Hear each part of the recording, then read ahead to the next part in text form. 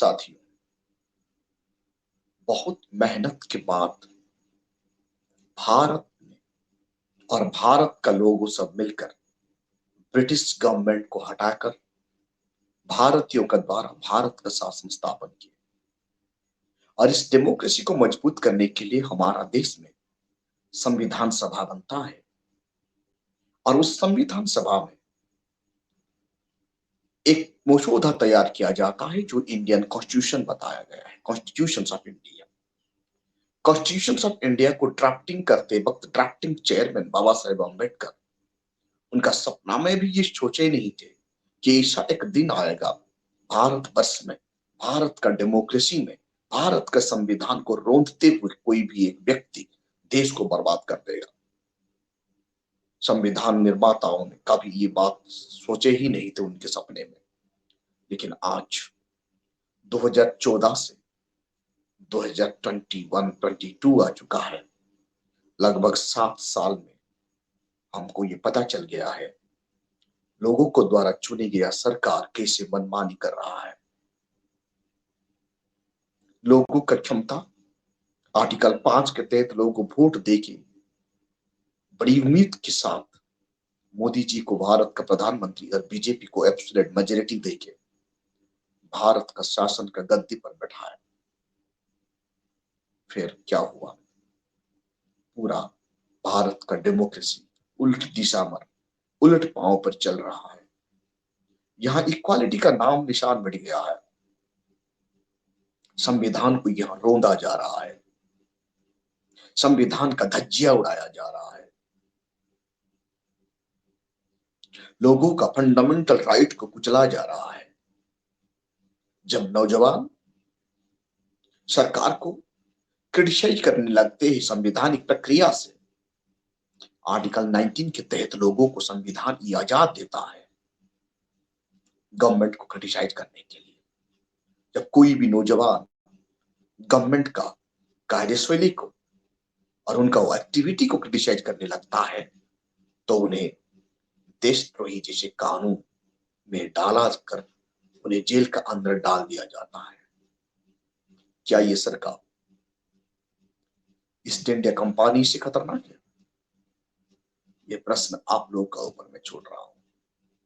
जब भारतवर्ष में east India company शासन में किया तो उस वक्त उन्होंने खुद को मोर डेमोक्रेटिक ब्रिटिश लोग खुद को डेमोक्रेटिक कहते थे, लेकिन उनका डेमोक्रेसी सामने आ जाता था और हमारा लोगों को जेल का अंदर डालते थे। वैसे ही आज का तारीख में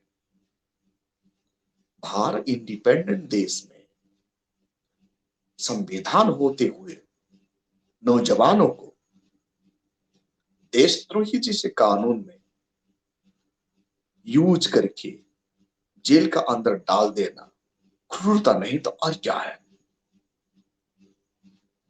देशद्रोह एक ऐसा कानून है, सरकार इन्हें तानाशाही सरकार ही उन्हें रॉन्ग इस्तेमाल करता है। हमारा संविधान कभी भी कोई गवर्नमेंट को मनमानी करके ये कानून को इस्तेमाल करने के लिए अधिकार नहीं देता। फिर भी मोदी सरकार का पीरियड में हजार हजार नौजवान को जेल का अंदर डाला गया। आप देखे होंगे आज का तारीख में कैसे सबसे पावरफुल वेपन को बर्बाद किया गया है। सबसे पावरफुल वेपन होता है एजुकेशन। मोदी जी का शासन का पीरियड में एजुकेशन को महंगाई कर दिया गया है। आप सबको पता है एजुकेशन ही ऐसा एक शेरनी का दूध है जो पिएगा वो दहाड़ेगा। ये डॉक्टर बाबा साहेब अम्बेडकर का बात है। बाबा साहेब ये कहते थे शिक्षा से लोगों को वंचित करने के लिए हायर एजुकेशन को महंगा कर दिया गया, जैसे IIT, medical study, engineering study, scientific study. वो पढ़ने के लिए schedule caste, schedule tribe, OBC बच्चों का पास पैसा ही नहीं है। इतना महंगा कर दिया गया है कि ये बच्चे पढ़ नहीं पाएंगे। देश आजादी हुआ, आर्टिकल 21 लिखते वक्त बाबा साहेब अम्बेडकर का ये सपना था सबको फ्री एंड कंपल्सरी एजुकेशन मिलेगा। मैक्सिमम डेमोक्रेसी नेशन में आज पीएचडी तक government free and compulsory education देता है। जैसे जर्मन में बच्चों को प्राइमरी से पीएचडी तक गवर्नमेंट फ्री एजुकेशन देता है। ग्रीनलैंड में बच्चों को प्राइमरी से पीएचडी तक फ्री एजुकेशन देता है। United state of the America British government बच्चों को, गरीब बच्चों को फ्री एजुकेशन देता है अप टू पीएचडी तक। लेकिन भारतवर्ष में हमारा एजुकेशन सिस्टम को कैसे बर्बाद कर दिया गया है। 1950 26 जनवरी इंडियन कॉन्स्टिट्यूशन एक्शन में आया। आर्टिकल 21 के तहत सब सिटीजन को पढ़ने की अधिकार मिला। हायर एजुकेशन तक गवर्नमेंट कम फीस में बच्चों को पढ़ा रहा था। खास करके schedule caste, schedule tribe, OBC बच्चों को स्कॉलरशिप के द्वारा बच्चे मेडिकल साइंस पढ़ते थे, इंजीनियरिंग पढ़ाई करते थे। क्योंकि ना उस वक्त शेड्यूल कास्ट, शेड्यूल ट्राइब बच्चे पढ़ने के लिए इतना नहीं आते थे। आज जब schedule caste, schedule tribe, OBC बच्चे कॉम्पिटेटिव करने लगे, मनुवादियों को सताने लगा, तो ये एजुकेशन को जानबूझकर प्राइवेटाइजेशन कर दिया गया और हायर एजुकेशन को महंगा कर दिया गया। क्या ये ब्रिटिश शासन की तरह नहीं है? ब्रिटिश शासन का पीरियड में कम से कम गवर्नमेंट का खर्चा में बच्चे फॉरेन पढ़ने के लिए जाते थे। जैसे कोलंबो प्लान को आप देखिए, बाबा साहेब अम्बेडकर लिनलिथगो का साथ मिलकर कोलंबो प्लान साइन की थे और वो कोलंबो प्लान के तहत हर साल भारतवर्ष में स्कॉलरशिप से schedule caste, schedule tribe, OBC बच्चे ब्रिटिश जाते थे पढ़ने के लिए फ्री और मुफ्त में गवर्नमेंट का खर्चा से। लेकिन आज इंडिपेंडेंट आजादी देश में भी भारत में आईआईटी जैसे एजुकेशन में हमारा बच्चे पढ़ाई कर नहीं पाते। इसीलिए सुप्रीम कोर्ट का हस्तक्षेप करना पड़ रहा है, हाई कोर्ट का हस्तक्षेप करना पड़ रहा है। होनहार बच्चे फीस भर नहीं पा रहे हैं और पढ़ाई उनका रुका जा रहा है। क्या ये मानव संबल को बर्बाद करने की प्लान नहीं क्या? वैसे ही गवर्नमेंट स्कूल फिनिश हो चुका है। ब्रिटिश पीरियड में एजुकेशन को इंपोर्टेंट दिया जा रहा था, लेकिन मोदी जी के शासन में आज एजुकेशन को फिनिश किया जा रहा है। ऐसे 90% स्कूल है भारतवर्ष में गवर्नमेंट का, जो स्कूल में टॉयलेट का फैसिलिटी नहीं है, यूरिनल का फैसिलिटी नहीं है, पीने का पानी का फैसिलिटी नहीं है, हाइजेनिक नहीं है, इंफ्रास्ट्रक्चर नहीं है और टीचर भी नहीं है। तो ये मानव संबल कैसे डेवलप होंगे? पराधीन भारत में ब्रिटिश सरकार अपना खर्चा से, लोगों का टैक्स से लोगों के लिए एजुकेशन व्यवस्था कर रहे थे। लेकिन इंडिपेंडेंट भारत में लोगों का टैक्स कहां जा रहा है? ये टैक्स पार्टी को चमकाने के लिए मीडिया को खरीदा जा रहा है, पार्टी को चमकाने के लिए एडवर्टाइजमेंट किया जा रहा है, पार्टी को चमकाने के लिए प्रेस मीडिया को दिया जा रहा है। ये देश बर्बादी की तरफ जा रहा है। गवर्नमेंट हॉस्पिटल को आज का तारीख में फिनिश किया गया है ताकि प्राइवेट हॉस्पिटल फले और फूले और इलेक्शन पीरियड में मनुवाद पार्टी को पैसा मिले, चंदा मिले। चंदा उगाने का धंधा चल गया है। देश का तमाम संपदा को प्राइवेट हाथ में दे दे के चंदा उगाने की धंधा चल गया है और लोग आज का तारीख में अस्पताल जैसे मूलभूत सुविधा से वंचित है। पराधीन भारत में हम जाएंगे तो मेडिकल, कुछ भी तो मेडिकल ब्रिटिश एम्पायर कर बना रहे थे। वर्तमान तारीख में भारत सरकार कोरोना पीरियड में सामने आ जाता है उनका कामयाबी। ऑक्सीजन के अभाव के कारण लोग मर जाते हैं। कोविड-19 पीरियड में वैक्सीन दे के इतना पैसा एडवर्टाइजमेंट में खर्चा किया गया, आउट ऑफ इमेजिनेशन। ये वैक्सीन देना गवर्नमेंट का ड्यूटी है, क्योंकि हमारा संविधान का आर्टिकल 21 हमें राइट टू लाइफ कहता है। सिटीजन का जिंदगी को बचाना सरकार का जिम्मेदारी है और बड़ा बड़ा होर्डिंग लगाकर एडवर्टाइजमेंट करना, वो टैक्स का पैसा को बर्बाद कर देना, कहां का कानून बताता है?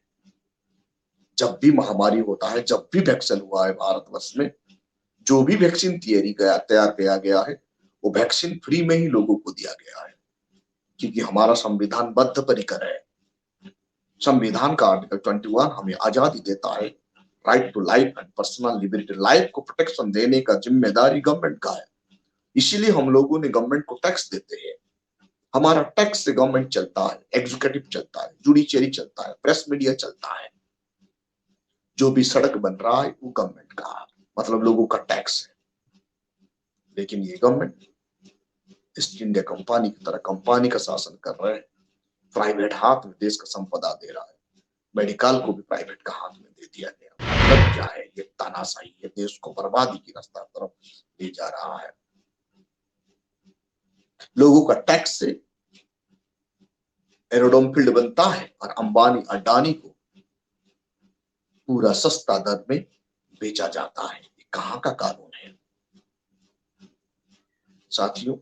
इसीलिए ये सरकार कंपनी शासन से भी बहुत खतरनाक है। Right to freedom of speech को कुचला गया है। ब्रिटिश का पीरियड में हमारा फ्रीडम फाइटर गवर्नमेंट का विरोध खिलाफ लड़ाई लड़ रहे थे, लेकिन यही आजादी के लिए लड़ने वाले कांग्रेस लीडर या जितने भी लीडर भारत का लड़ रहे थे, इनको देशद्रोही जैसे कानून में जेल का अंदर डाला नहीं जा रहा था। राजनीतिक आंदोलन, राजनीतिक व्यक्ति के हिसाब से उन्हें जेल का अंदर डाला जाता था। पॉलिटिकल प्रिजनर इन लोगों को बनाया जाता था। आज इंडियन कॉन्स्टिट्यूशन होते हुए भी, कॉन्स्टिट्यूशन में आर्टिकल 19 में फ्रीडम ऑफ स्पीच रहते हुए भी नताशा नरवाल जैसे नौजवान लड़की को देशद्रोही जैसे कानून में जेल का अंदर डाला जाता है। कन्हैया कुमार जैसे लोगों को जेल का अंदर डाला जाता है। यह हैरान कर देता है। डेमोक्रेसी का वैल्यू यहां से पता चलता है कितना कमजोर है। Press, independent of the press is finish in India. Democracy में प्रेस का आजाद ज्यादा है, लेकिन भारत में प्रेस का आजादी को कुचला गया है। प्रेस को खरीदा गया है। मीडिया घराने के लोग गोदी मीडिया बन गए हैं। गवर्नमेंट को क्रिटिसाइज करने वाले मीडिया गवर्नमेंट का गुणगान कर रहे हैं। जिस देश का मीडिया गवर्नमेंट का गुणगान करता है, वो देश का डेमोक्रेसी रसातल में चला जाता है साथियों। इसीलिए मैं सोचता हूं वर्तमान का शासन और प्रशासन कंपनी शासन से भी खतरनाक है। धीरे धीरे ऐसे ही भारत का तमाम पीएसयू बेचा जाएगा, प्राइवेटाइजेशन हो जाएगा। हेल्थ एजुकेशन के लिए लोग तरसेंगे, अभी तो तरस रहे हैं। सुप्रीम कोर्ट जजमेंट और इलाहाबाद हाई कोर्ट का जजमेंट से पता चलता है गरीब बच्चे कैसे फीस भर नहीं पा रहे हैं।